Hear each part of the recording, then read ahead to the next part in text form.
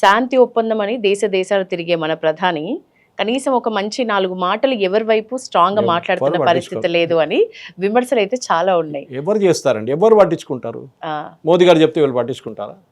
వాళ్ళకి వాళ్ళు selfish interest. అరే 10 సంవత్సరాలు వెయిట్ చేసి బాంబు వేశారు, ఇప్పుడు తీసుకెళ్ళి ఎందుకు? మోదీ గారు చెప్పేదంటే అరే శాంతి పెట్టుకోవాలని చెప్తారు, ఈవెన్ యుక్రెయిన్కి వెళ్ళి చెప్తారు. వాళ్ళు అంటారు మా ప్రాబ్లము మీకేం పోయింది, మేము కొట్టుకుంటున్నాం, మీ ధర వచ్చి మీ తల మీద బాంబు వేయలేదు కదా, మీరు వెళ్ళి కూర్చోండి పక్కన. ఎవరు వెళ్ళి అంటే అదే అంటారు. మీరు ఇప్పుడు ట్రంప్కి వెళ్ళి అంటారా మీరు బాంబు లేకూడదు ఇరాన్ మీద అంటే, వాళ్ళంటే నీకేం తెలుసు ప్రాబ్లం, మాకు తెలుసు ప్రాబ్లం, వాడు బాంబు తయారు చేస్తున్నాడు మేము ఊరుకోవాలనా అంటారు. జాకే పక్కన కూర్చోండి, మీరు మేము చూసుకుంటాం, మా పని, మా ప్రాబ్లం ఇది. సార్ మన దగ్గర ఎఫెక్ట్ కూడా చెప్పండి సార్, ఏం ఎఫెక్ట్ కనిపిస్తుంది? ముఖ్యంగా పెట్రోల్ వాహన ధరలు అయితే టిన్నెలు ఇంట్లో పెట్టుకుందామా అని ఆలోచిస్తున్నారు. లేదు, అది మన దగ్గర వీళ్ళకి ఎకనామిక్స్ అర్థం కాదు. మన రేపట్టుకున్న పెట్రోల్ ఇవాళ ఆర్డర్ చేయము. మనం 6 నెలల తర్వాత ఉన్న పెట్రోల్ ఇవాళ క్రూడ్ ఆయిల్ ఇవాళ ఆర్డర్ చేస్తాం.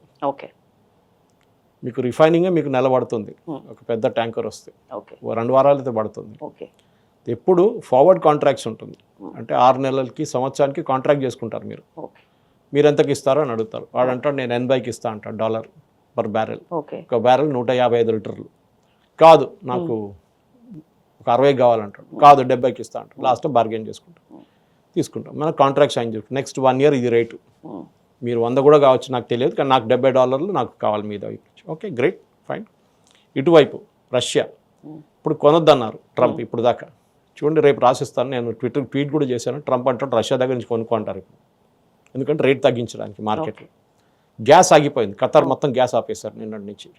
World's largest producer of gas. Europe depend అవుతారు. యూరోప్ మొత్తం రేపు నిన్న రాత్రి నుంచి యూరోప్ టెన్షన్ అయిపోయింది. ఇప్పుడు రష్యన్ గ్యాస్ కొనుక్కుంటారు యూరోప్. మొన్న దాకా మాకు వద్దు మేము తీసుకోమని చెప్పిన మనుషులు ఇప్పుడు అక్కడ వెళ్ళి పడతారు పుటిన్ కాల్. నెక్స్ట్ ఏంటంటే వీళ్ళు కంప్లీట్గా వెనజువేలన్ ఆయిల్ ఉంది, అది కూడా బయటకు వచ్చేస్తుంది ఇప్పుడు.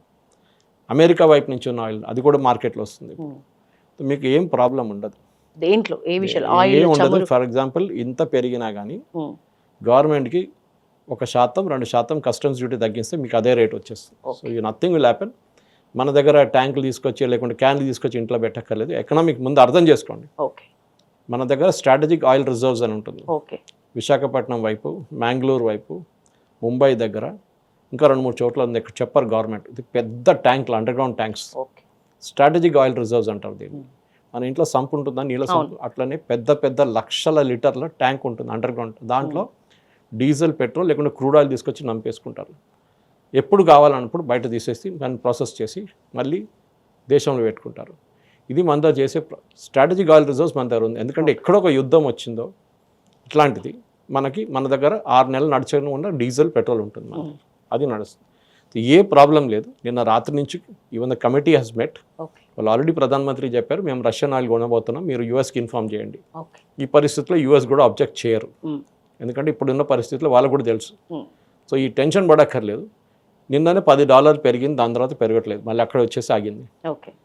Saudi Arabia and other OPEC producing countries, oil petroleum exporting countries ఉన్నారు OPEC, వాళ్ళు నిర్ణయం తీసుకున్నారంటే ప్రొడక్షన్ పెంచేస్తామని. సో ఎకనామిక్స్లో మన అందరికి తెలుసు, ప్రొడక్షన్ పెరిగినప్పుడు ప్రైసులు పడిపోతాయి.